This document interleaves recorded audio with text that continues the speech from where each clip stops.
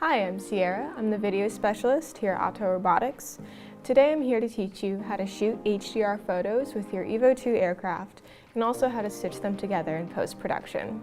I'd like to begin with a little bit about HDR for those who might not be familiar. HDR stands for High Dynamic Range, and dynamic range is the difference between the lightest lights and the darkest darks in your image. Having an HDR image is really useful because you have a lot of latitude when adjusting your exposure. The process of actually creating an HDR image is taking photos at multiple exposures and then stitching them together into one that retains all of the information for your exposed highlights, midtones, and shadows. Now let's take a look at the process of actually taking an HDR image on your EVO II aircraft. Once you're in the Autel Explorer app under the camera view, we're going to pull up our settings at the bottom of the screen. Our first option is image size. I was recording on our 8K aircraft, so I would select the largest size that I could, which is 8,000 by 6,000. Once you've selected that, we're going to go into our photo mode setting right next to it, and you can see that under AEB, you have the option of taking 3 to 5 photos.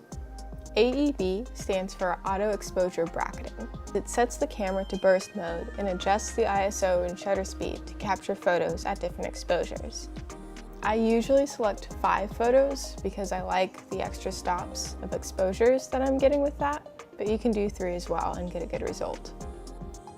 And for our photo format, I always recommend shooting in RAW. It gives you the most leeway to work with in post-production and saves the most information for you.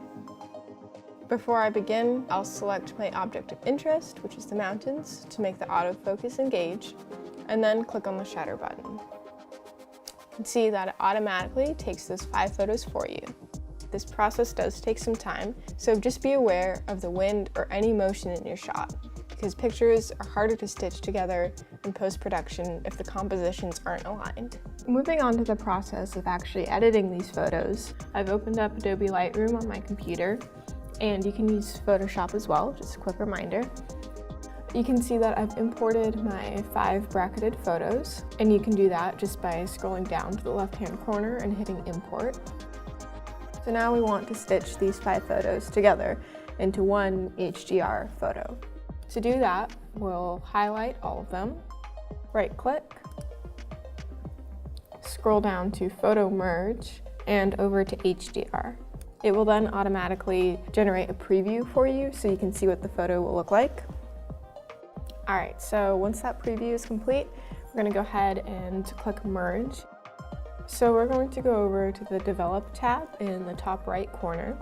While it's being completed, we'll look a little bit at the exposure for our bracketed photos to see what's going on. For the first photo that the camera took, it's exposed for the highlights.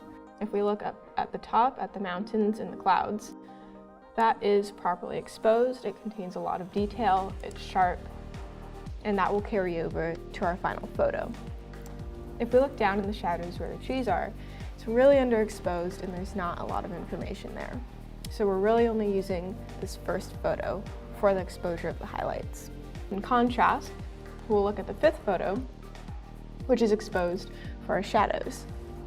Looking at the same area of the trees, we can see that this is now properly exposed, contains a lot of detail. It's really just using the information for the shadows in your 5th photo. It looks like our HDR photo is complete, so let's take a look at that.